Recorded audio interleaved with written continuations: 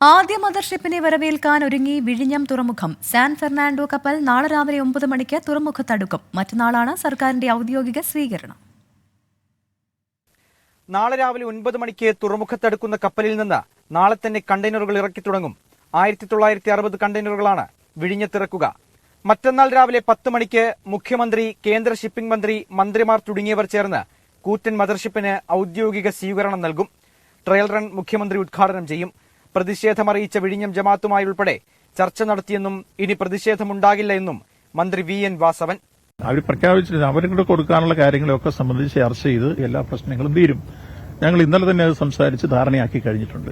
അവർക്ക് കൊടുക്കാനുള്ള പൈസ കൊടുക്കുമെന്ന് പറഞ്ഞിരുന്നതിന്റെ 106 കോടി രൂപ ഇതിനോടകം കൊടുത്തു കഴിഞ്ഞിട്ടുണ്ട്. സാൻ ഫെർണാണ്ടോ വിഴിഞ്ഞത്തിറക്കുന്ന ചരക്ക് ഫീഡർ കപ്പലുകളെത്തി വിവിധ തുറമുഖങ്ങളിലേക്ക് കൊണ്ടുപോകും. തുടർന്ന് നിരവധി മദർഷിപ്പുകളും ഫീഡർ ഷിപ്പുകളും സെപ്റ്റംബർ വരെ തുറമുഖത്ത് വന്നുപോകും. ട്രയൽ റൺ ഉദ്ഘാടന ചടങ്ങിൽ ലത്തീൻ അതിരൂപത ആർച്ച് ബിഷപ്പ് തോമസ് ജെ നെറ്റോ പങ്കെടുക്കില്ല. നോട്ടീസിൽ മാത്രമാണ് പേര് കണ്ടതെന്നും ഔദ്യോഗിക ക്ഷണം ഇല്ലെന്നുമാണ് അതിരൂപത വൃത്തങ്ങൾ സൂചിപ്പിക്കുന്നത്. പതിറ്റാണ്ടുകൾ നീണ്ട മലയാളിയുടെ കാത്തിരിപ്പ് മണിക്കൂറുകൾക്കുള്ളിൽ അവസാനിക്കും. സാൻ ഫെർണാണ്ടോ നാളെ വിഴിഞ്ഞം തുറമുഖത്തെ കടുക്കും.